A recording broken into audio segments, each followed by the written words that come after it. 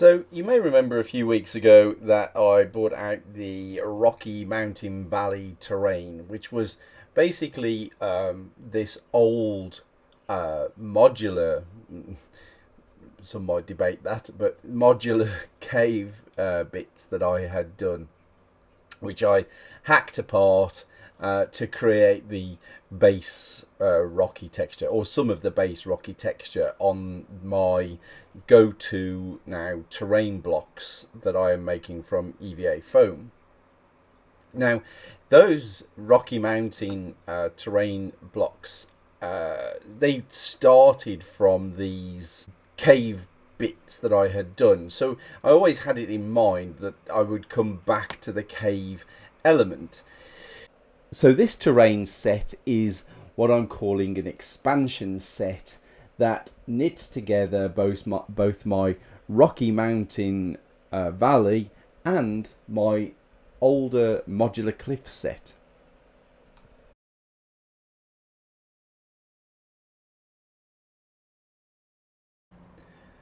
So I want to turn my attention then to the most iconic part of a cave set, and that of course is the stalagmites and stalactites. Now, I know I want to create these sort of rock bridges. I want to build outward from the modular cliff. I want to be able to build upward from the rocky valley bases. So stalagmites and stalactites are going to provide that opportunity for me. So the very first thing I want to create are these large stalagmites that give some real sort of height to the overall set piece. So what I'm doing here is I'm getting some tin foil and I'm compacting it into this shallow hill-like shape. I'm pushing in a few barbecue skewers to give me the basic height, and then I'm creating a second one of those to sort of jam on the top there.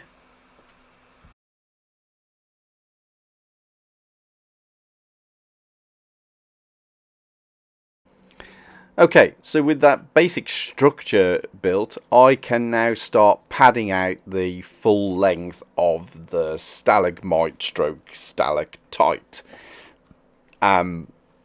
By just taking more of the tin foil and wedging it in there, really sort of compacting it in, thinking about the shape that I want, creating texture as well. We're going to end up with 3 variations of texture overall in this stalagmite, and texture and variation in it I think is quite important. So making sure to crumple that tin foil and really sort of mold it in an interesting way. You can see here I'm wrapping the foil around, which is going to give this sort of twisted feature.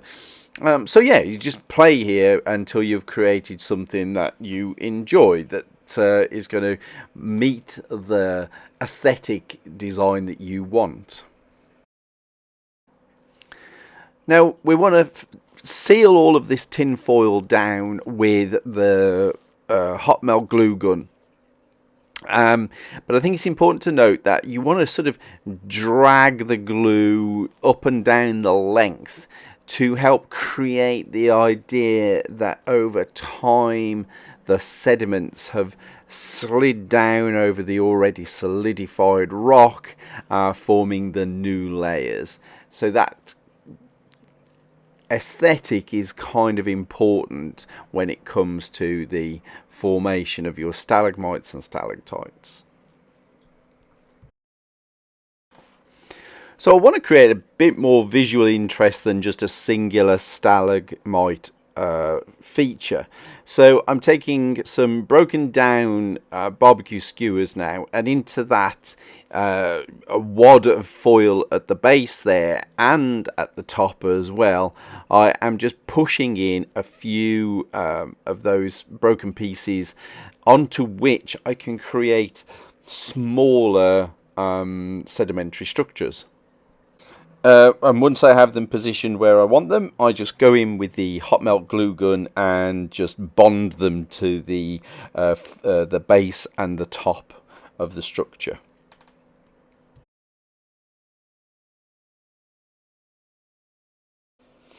And then we go back in with more tin foil and just start moulding those smaller structures so that they look like they blend seamlessly into the larger structure as a whole.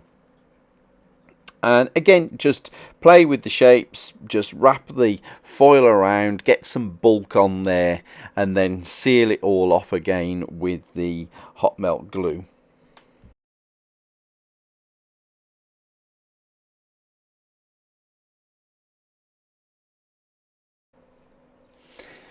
And now we come to what is the most fun part of the build.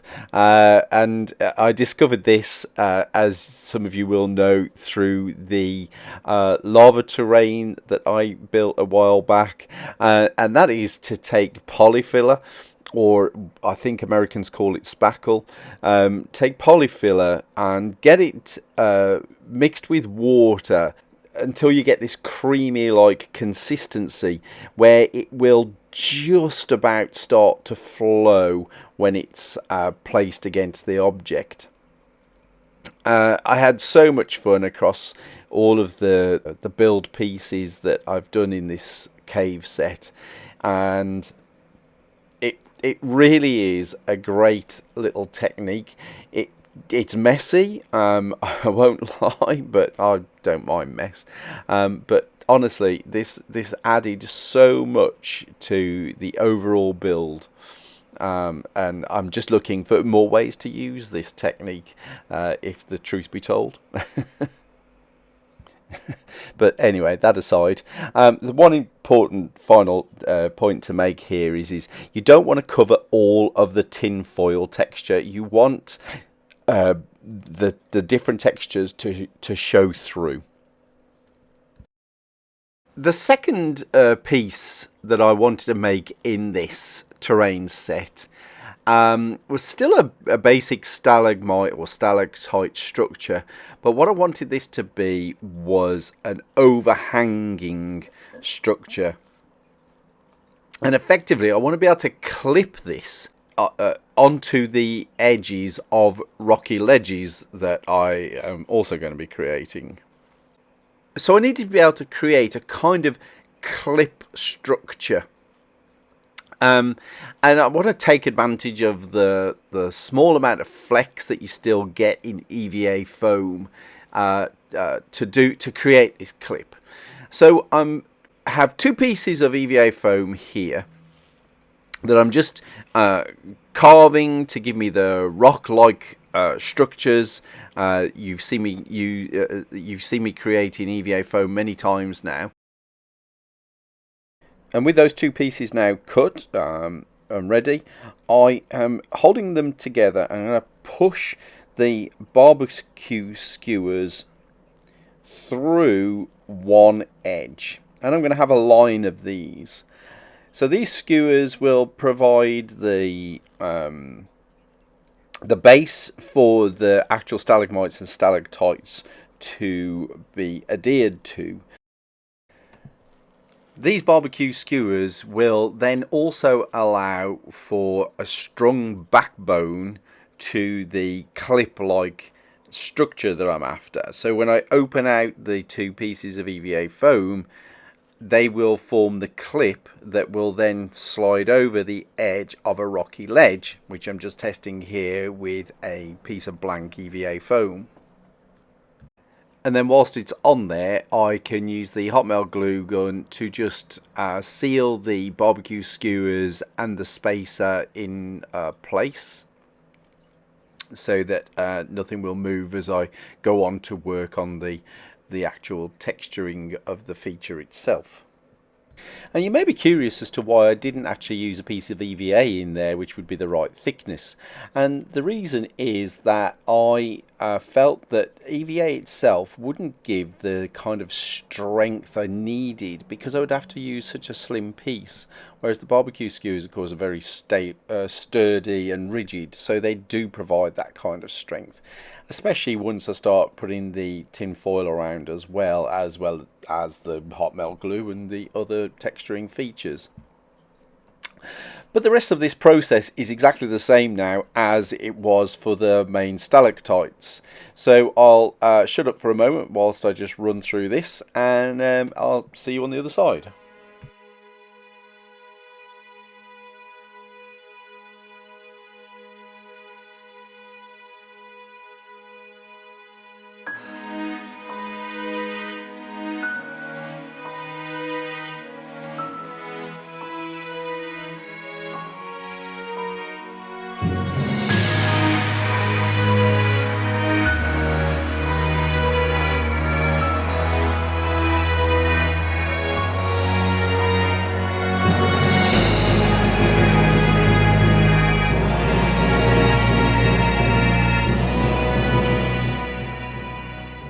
Now the final piece in this set is just rock structures.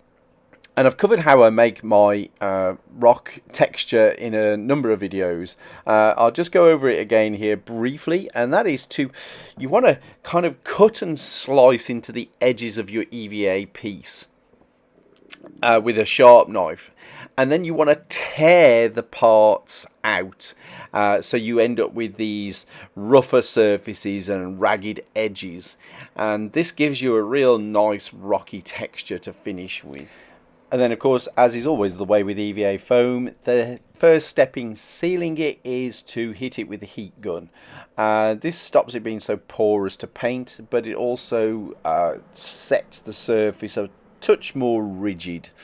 And of course, definitely have a respirator mask on, because the fumes off EVA foam will make you sick. So definitely have that respirator on.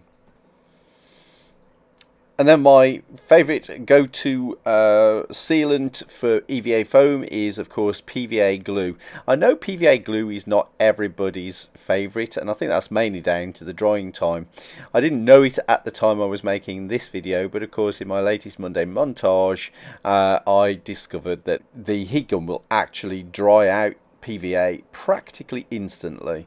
Had I known that at the time of doing this, I could have sped up this build quite considerably. Anyway, I made a lot of these pieces, so after this there was a lot of drying time. Hey, you live and learn. Now I always keep the scrap EVA that I tear and cut and tear out of other projects, because they're just as durable. They don't become fragile because they're small, and so they are ideal for making the rocky outcrops on these larger rock pieces. So I'm just sprinkling them on there, hitting them with the PVA, just letting them slide around until they've got a good seal on them, and then setting them in a place that I kind of like. When it comes to natural rock, I always tend to also use this browning plaster, which gives a very good at scale grit. I hit it with a little spritzer of just water just to start setting it, because it'll set very hard. And then my final go-to texture is vermiculite, which is kind of a ground up bark, but it's great for tiny little rocks.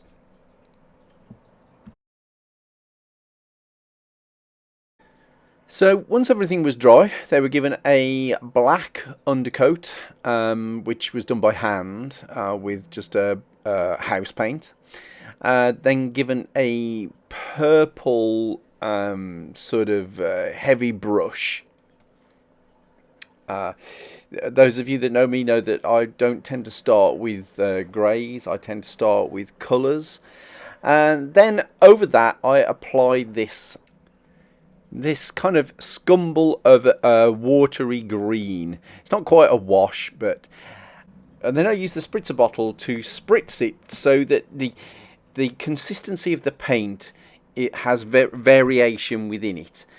So some paint will be stiffer, more solid, and stay where it's put, and then other paint will become more fluid and liquid, and it will run. And this kind of is somewhat similar to the sort of leopard spotting technique. So you can see here, I'm just doing this across all of the various bits of terrain. In fairness, I lost some of the footage of the actual painting the stalagmites. But the process is the same for all of them. So you can see here on the piece of rock riser that I made, I am just dry brushing now a very pale, it's a lilac colour. So it's that purple that I mixed previously. With white in it to lighten it, and I'm giving that then a good dry brushing to pull out all of that texture.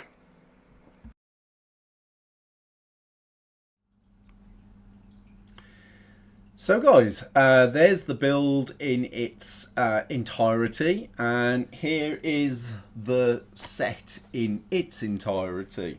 I made 2 of the larger stalactite pieces. I made quite a number of these rock ledge pieces. A couple of the clips with the stalactites on, and I also made these sort of risers as well for going up. And that's because I want to show you now how this can be used and then combined with my other terrain sets. The initial idea here was to actually be able to have a modular cave system that you could just throw down on the table as a scrolling system. So I'm going to show you that now. So I'm going to bring you in a bit closer. So let's just move some of that back out of the way so that you can see where I'm going with this. So the idea is that our adventuring party enter a cave, and all we need to do is lay down one of these pieces to represent that cave, and we can connect elements to have a continually scrolling cave setup. However we want to lay that out, the flow can just be completely random. If we need a stretch of corridor, you know, we lay down a stretch of corridor. If we need a cavern at the end, we can just lay down one of the bigger, chunkier pieces. So I felt that was going to give a very quick and effective terrain play on the actual board. And then I have the idea that as well I can raise this up. So that's what these risers are for here. So for example, let us say that the party have made their way into this cavern here, this section of cavern, and I want to create some elevation. So I can just drop these sort of risers on the ends here, however I choose to do it, and then I can lay my next piece of terrain at a height. Now bear in mind guys that, as I've said in the past, I pin my terrain down, so I would place a pin here, which would hold it rigid, but I get some elevation then. And the beauty with that system is as well is I can use that to go over say a former area of travel that the characters have already passed through. So yeah, you'll see some of that in the beauty shots in a moment. Some of those structures. I just wanted to show you the actual gameplay of this idea, and then to come to the stalactites. So now these have this ridge, this spacer in them, which allows me to snugly fit them onto these rock ledges. So if this is a ledge that's up on the cliff face, you know, if I've attached this up on the cliff face up here somewhere, this is a nice overhang that we can see here. And of course I can take this off and I can place it along any of these of these sort of open structures here, that these flatter rock pieces, and because of the nature of EVA, it's got a nice grip, but it's a seamless edge. You know, you wouldn't know that that was a separate piece of terrain really. So that shows you some of the gameplay with this, and then of course the bigger stalactites, they can, as you'll see in the beauty shots, they can present lovely sort of ends to you know, big open rock ledge walkways. I would probably go on and make a few more of these in truth, because I found in actual gameplay these were very useful. I might make some even taller than this as well, as twice as much again, and maybe another couple that are a bit shorter. But yeah, they worked out pretty hard. These are pretty tough to pin through though, so I can't pin through those. So yeah, okay, let's get on and show you some of the setups.